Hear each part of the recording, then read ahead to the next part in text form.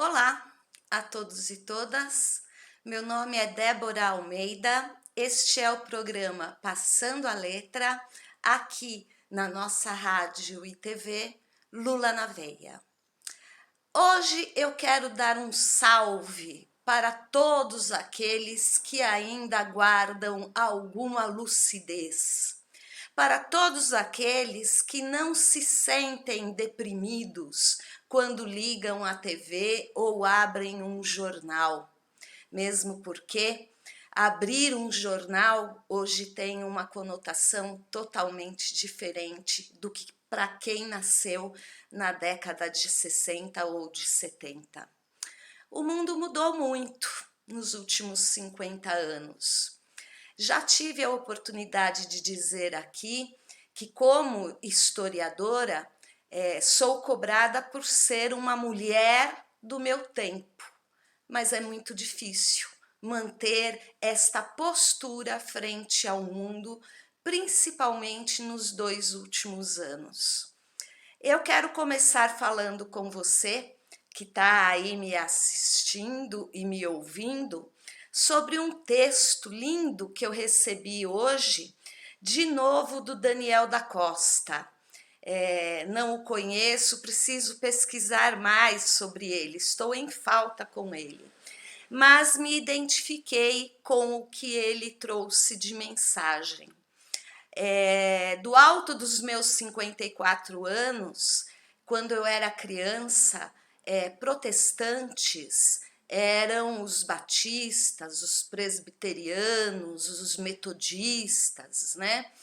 E acho que eu tinha uns 14 anos quando o movimento pentecostal começou a chegar aqui no Brasil pelas mãos da Rede Globo, se não me engano, em programas dominicais muito cedo, com alguns pastores famosos que já naquela época faziam o seu culto pela televisão. E hoje, né, depois de, vamos dizer, 30 anos de algum conhecimento sobre esta corrente religiosa, nós só temos a lamentar o resultado que deu aqui no Brasil. E o Daniel Costa traz um texto que fala algumas coisas do que eu penso também.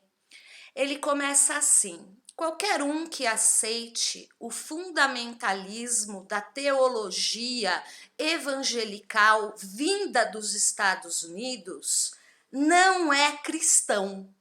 Explico.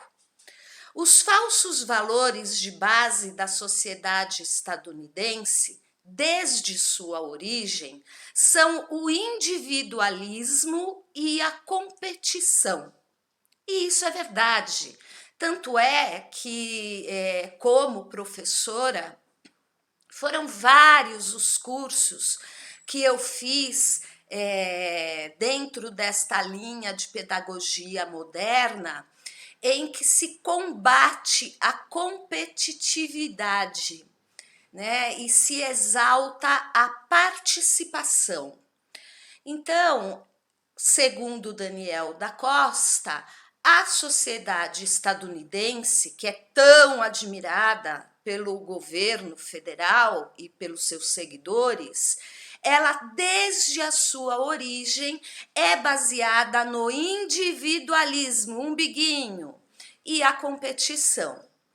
Estes falsos valores porque não geram, né, ensejo relacional e vida comunitária próprios da espiritualidade do Novo Testamento, mas a ideia de que a vida em sociedade é uma selva, um salve-se quem puder. Então, esses falsos valores foram estruturados e formalizados como teoria social e econômica pela ideologia liberal capitalista a partir do século XVIII. E lá nos Estados Unidos se tornaram visão do mundo, né? as pessoas com menos estudo tendem a admirar os Estados Unidos como sendo um modelo a ser seguido, porque conseguiram chegar onde estão, dentro desta selva capitalista e praticando o imperialismo que nós conhecemos muito bem, né? Só que essa posição econômica, né, e militar que os Estados Unidos têm hoje foi conquistada com o sofrimento de muitos países e é mantida ainda com o sofrimento de muitos países, né? Quem é os Estados Unidos, como no pronunciamento do Biden agora no evento da ONU, quem é os Estados Unidos para falar de democracia se ele próprio não tira o embargo imposto a Cuba? Se ele próprio não permite que Cuba tenha suas próprias pernas para poder encontrar o seu caminho de desenvolvimento, né? Então, já tive a oportunidade de dizer que o discurso dele foi muito hipócrita, prometi trazer uma análise deste discurso dele e ainda estou devendo, mas vou cumprir, né? Então, e lá nos Estados Unidos, então, essa ideologia liberal, capitalista, imperialista se tornou uma visão de mundo.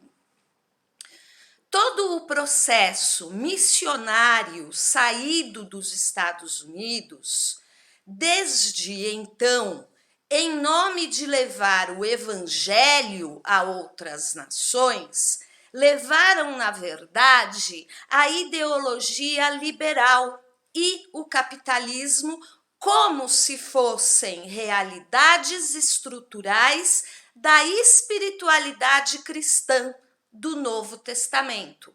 Ou seja, né, a gente sabe que os neopentecostais aí, né, eles pregam a riqueza, né, a melhoria de vida, porque eles são o povo escolhido por Deus, né? Tem todo um fundamento missionário e religioso que vem pregando a prosperidade, né? Então, se você quer prosperar, deixe sua correntinha de ouro aqui na recepção da igreja, os seus anéisinhos de ouro, a sua aliança, né? Agora, em tempos difíceis, um determinado pastor que rima com uma lacraia, ele chegava até a pedir para os seus seguidores que pegassem o aluguel da sua casa, dividissem por 12 e dessem 1/12 por mês para a igreja naquele valor, já que estava tão difícil para a comunidade evangélica sua pagar o dízimo em dia. Gente, pelo amor, né?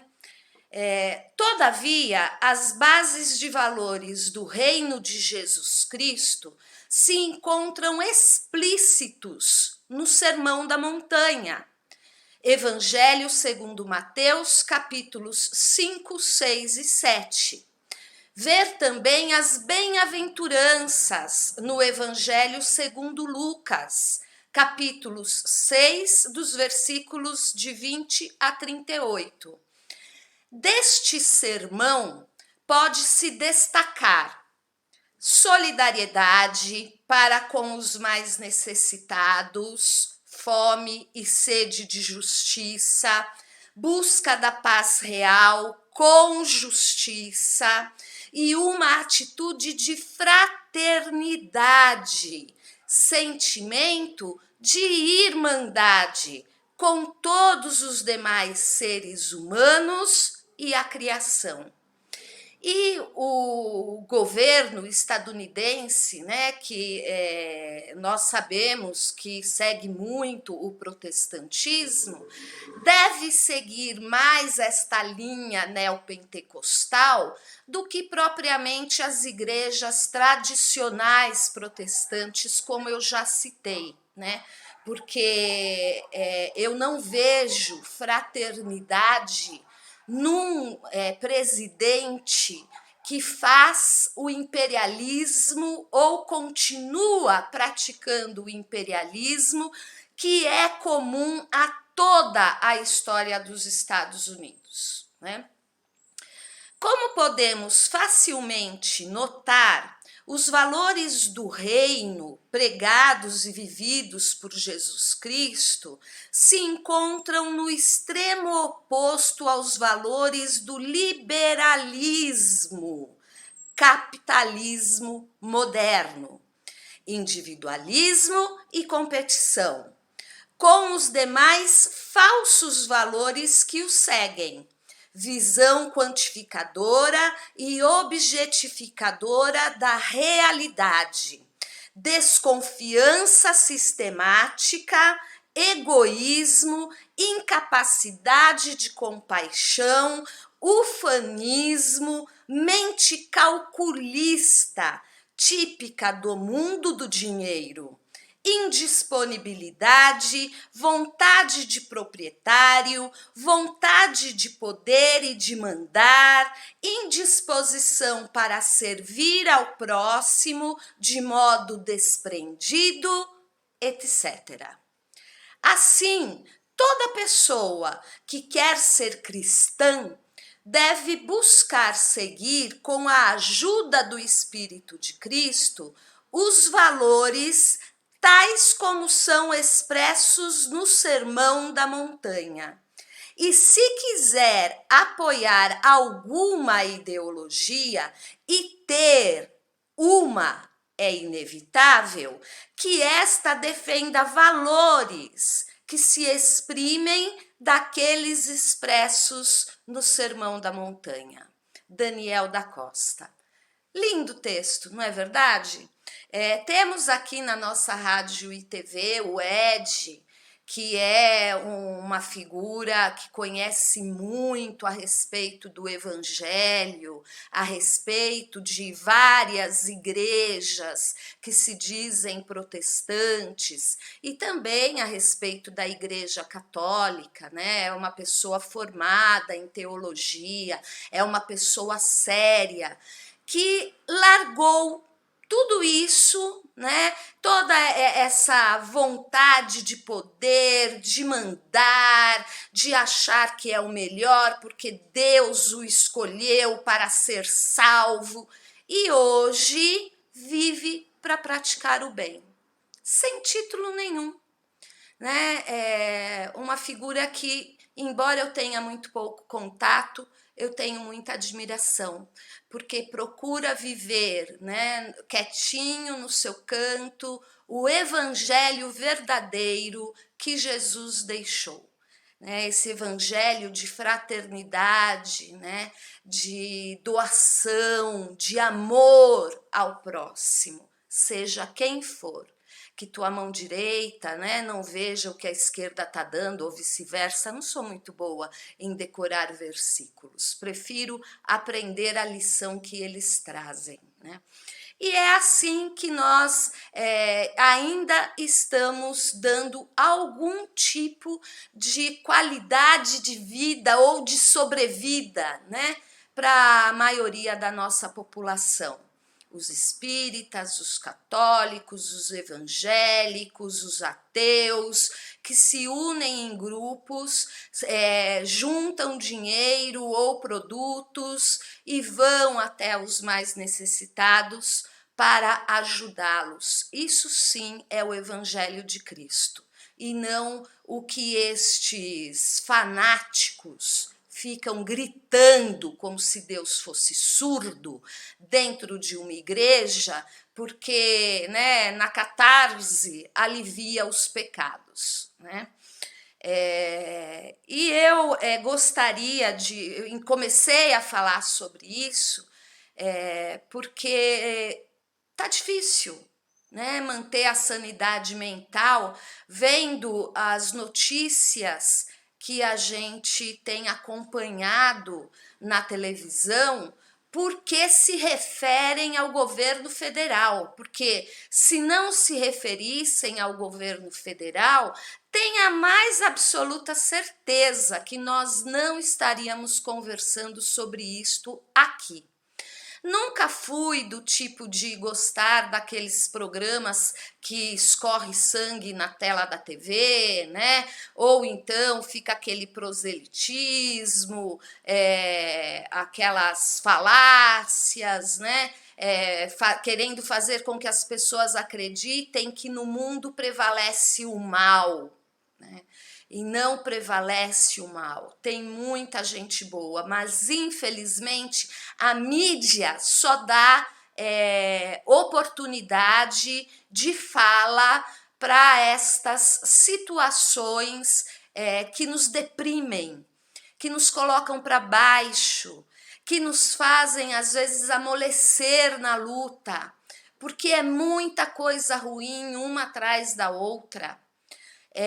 Eu estou falando tudo isso motivada pelas últimas notícias do velho da van.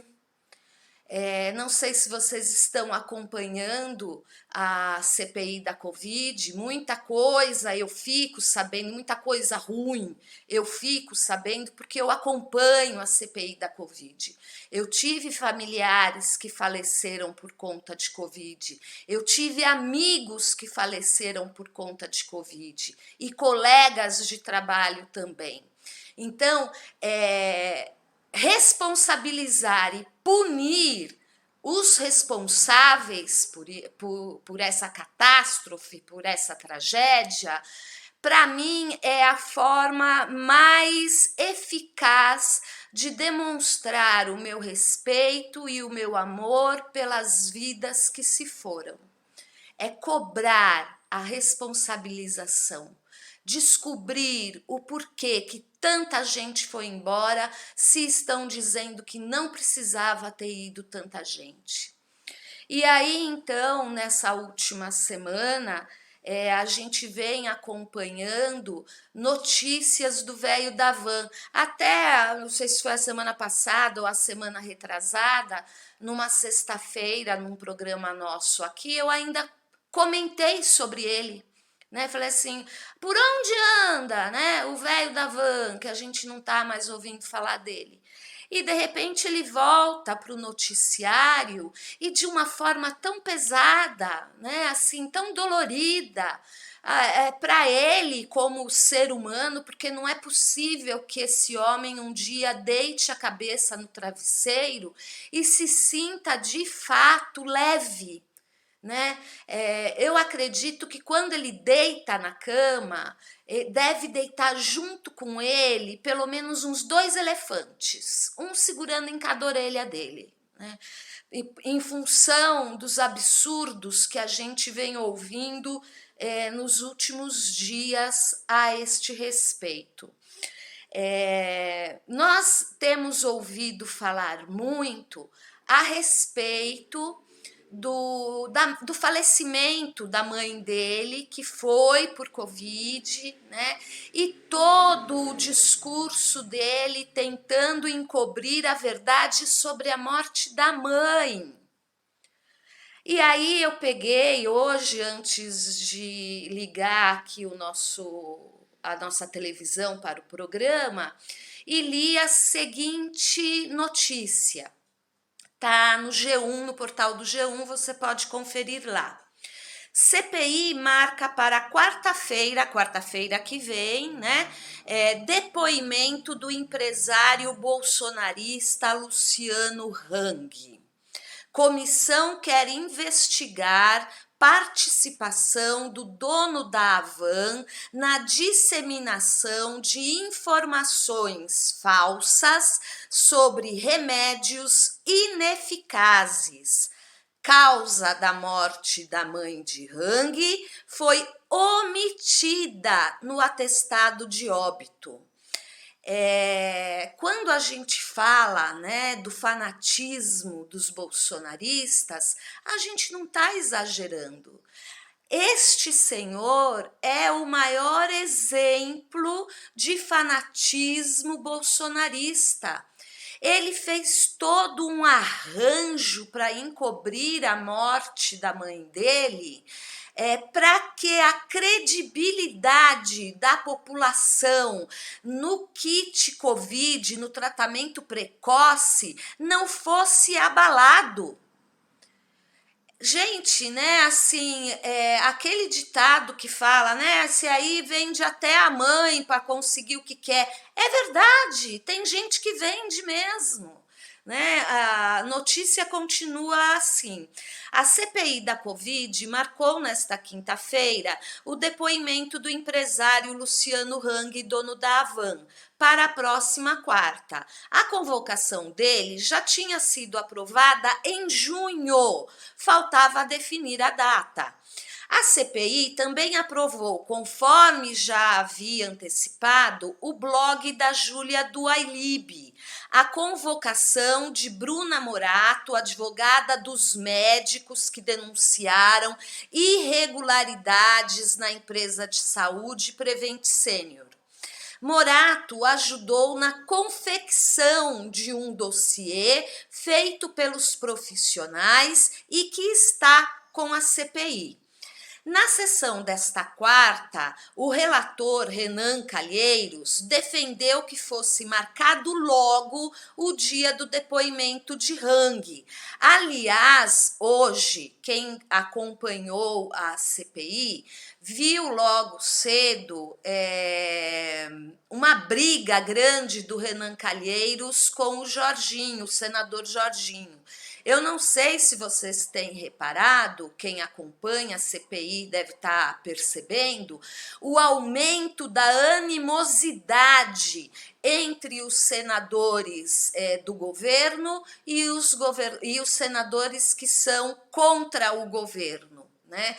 Ontem, anteontem, teve briga feia, hoje teve de novo. Né? O senador Renan Calheiros e o senador Jorginho quase se pegaram, a CPI, a transmissão ficou muda por alguns minutos em função do palavreado que eles trocaram, né? E pior do que o senador Jorginho, só o senador da mostarda. Se você não entendeu a piada, a próxima vez que você for ao supermercado, vá lá onde vende mostarda e ketchup e veja as marcas, você vai entender de quem eu estou falando, né? O empresário Luciano Hang é um dos mais ferrenhos aliados do presidente Bolsonaro. A CPI quer aprofundar investigações sobre o envolvimento de Hang em esquemas de disseminação de informações falsas, mentiras, fake news, né? Principalmente sobre tratamentos ineficazes contra a Covid. Hang foi assunto na CPI na quarta em razão das investigações sobre a Prevent Senior. A mãe do empresário, Regina Hang, falecida em fevereiro após complicações da Covid, era cliente do plano de saúde. Reportagem da TV Globo mostrou que a Prevent Senior não informou a causa da morte de Regina no atestado de óbito. O prontuário de Regina, ao qual a TV Globo teve acesso, mostra que ela foi internada no Hospital Santa Maggiore da rede Prevent Senior e foi medicada com o chamado kit Covid. O kit Covid também alvo da CPI. É formado por remédios ineficazes contra a Covid, mesmo assim defendidos desde o início da pandemia por Bolsonaro e aliados. E aí, o que fala a Prevent Senior ontem para a CPI? Que o atestado de óbito da mãe do Hang saiu do jeito que saiu a pedido dele. Não foi, nesse caso, não foi a Prevent Senior que pisou na bola por conta própria.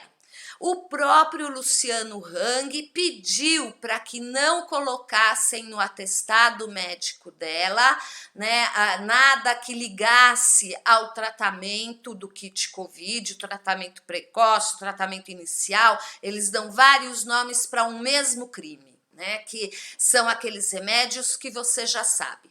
Então, segundo a apuração da CPI, junto à Prevent Senior ontem, a mãe do Luciano Hang tinha tomado o kit Covid antes de ser internada.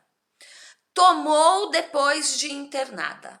E ainda fez aqueles tratamentos experimentais que foram até motivos de piada, né, sobre os médicos da região sul do país, que usa uma outra abertura para introduzir remédio que não a boca e o nariz, né?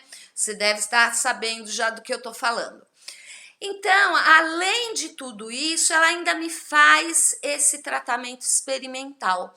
E eu fico pensando se a coitada da mulher teve oportunidade de dizer eu quero ou não quero, porque o filho devia estar, né, nas rédeas do tratamento e das conversas com os médicos, avaliando o que ela ia tomar e o que ela não iria tomar. E aí, no final das contas, depois de tanto sofrimento, ela chegou a ficar mais de mês internada, ela veio a óbito. Era uma senhora já, acho que tinha 79 anos, pelo que eu li. Era uma idade já bastante avançada, mas que seja, hoje em dia a gente encontra fácil quem chega aos 90 anos, né? Então, seja 1 ano a mais, 2 anos a mais, que ela teria direito de viver, nós temos que lutar por isso, porque a gente sempre fala, né? A injustiça feita contra um será a injustiça feita contra todos no futuro. E aí, o Luciano Hang, eu acho que ele até tem algum motivo de experiência de vida mesmo, para não ser uma pessoa, vamos dizer assim, muito ajuizada. O Luciano Hang, ele perdeu o pai dele, acho que em 2010 ou há 10 anos atrás, é uma coisa assim, né? O pai dele se suicidou, não vou contar a história toda que eu li, uma que é longa e outra que é muito triste, tétrica, e esse não é o nosso papel aqui na TV, né? Mas o Luciano Hang, ele tem um histórico bastante trágico em função da morte desse pai dele, né? Mas já desde a morte do pai, ele também já quis fraudar o atestado de óbito do pai. Né? Não sei com qual intenção, o que ele pretendia, mas as autoridades de onde ele morava, lá no sul, foram contra a sua tentativa de corrupção, né? Aquela coisa, não, você não está vendo nada, eu te dou um dinheirinho aqui, né? Foram fortes, foram honestos, foram profissionais honrados e fizeram o atestado de óbito como deveria ser feito.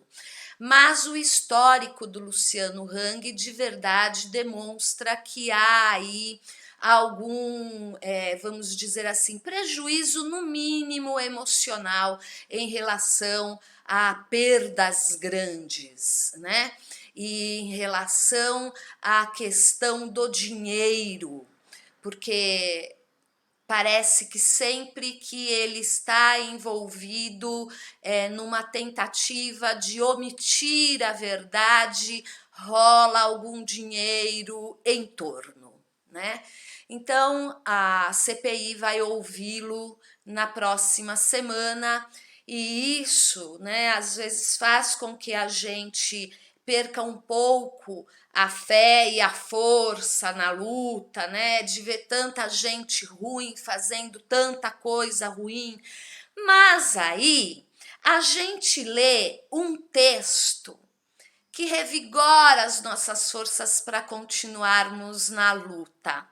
É um texto curto para a gente encerrar em alto astral, né? Não se contaminarem aí com os meus sentimentos melancólicos em função de tanta coisa ruim que a gente vê por aí, né?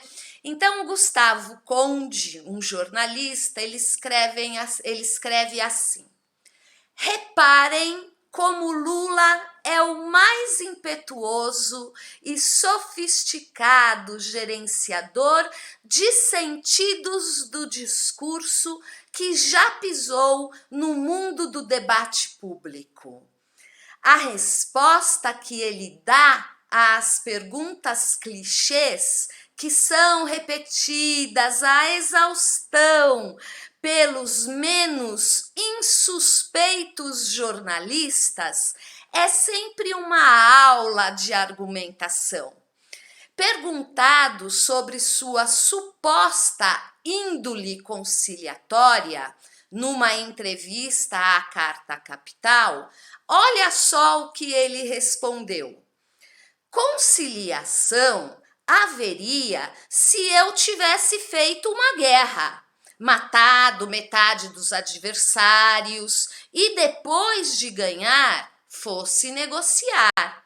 Mas eu ganhei uma eleição nas circunstâncias que aconteceram.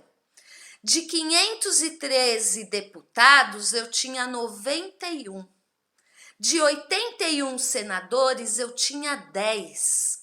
Não tem conciliação. Você tem de negociar para governar. É assim no mundo inteiro. Ele não se satisfez com os sentidos convencionais da linguagem e constrói um sentido novo em tempo real e diante dos seus olhos.